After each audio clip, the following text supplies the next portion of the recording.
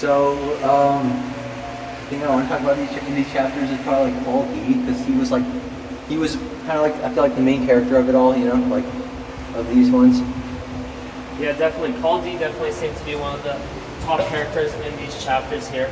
Okay. I think that his story kind of got told. We got a good glimpse into his like mental state during these chapters. Yeah, his past, and how that affected him was like, I don't know, it was really similar to like Seth's backstory, where it like explains a lot about him, and it really like connects like the effects of slavery and trauma with like how and why he thinks what he does now, and like the whole tin box thing too.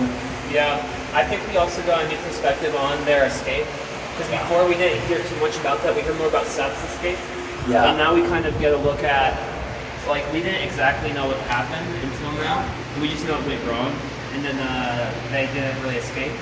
Yeah. And so we kind of learned a lot about that and how it kind of affected him in the long run. Yeah, Sixo, man, because he like really, I think because like I remember at the beginning of the book he like really respected Sixo and how he would like go out to like meet his 30-mile girl or whatever. And I think the fact that it was Sixo makes this thing a little bit more, and how he kind of idolized that, and kind of how he like thought that was like an ideal of what like a man is. I remember him using like that phrasing. I think that was a big part of it, like comparing himself to others, especially Sixo.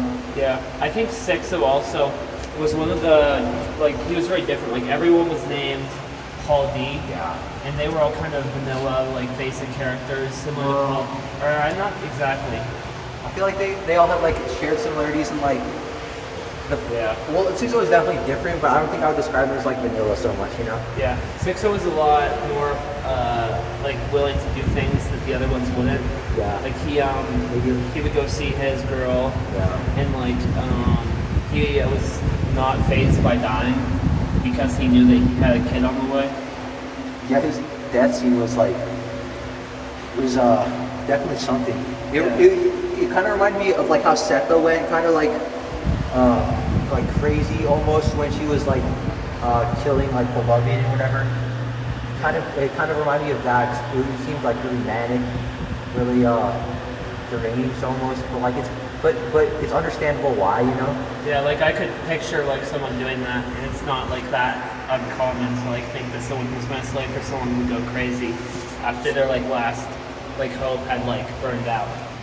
Yeah, I think the fact that like Paul D and Seth are kind of going crazy now with like Beloved and like his ghost, kind of like symbolizes not only like the horrors of slavery during but like the effects of the past. I feel like that's kind of supposed to be maybe related to like current day of like we should just forget what happened.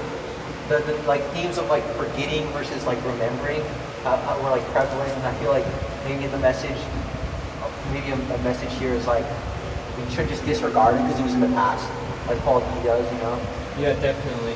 I think that one kind of important thing to think about is like what Morrison's like authorial intent with this is. And I think at the end of the day, although it's a story, it does have a lot to do with slavery and how it affects people.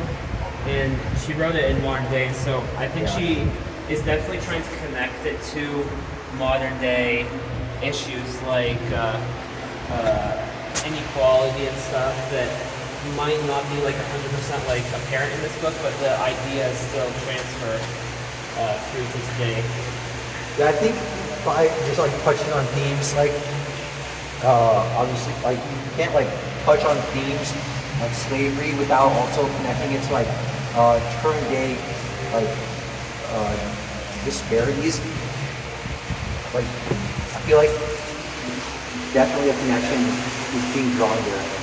Yeah, I think one other thing to talk about would be the whole timeline of it all, and how right before or right after they all got caught is when like the story really began. And so like them trying to escape could almost be like some sort of metaphorical way to like explain like why this story is even like in existence, and how they're not just all still slaves on the Sweet Home plantation. Yeah. Alright, you cut it.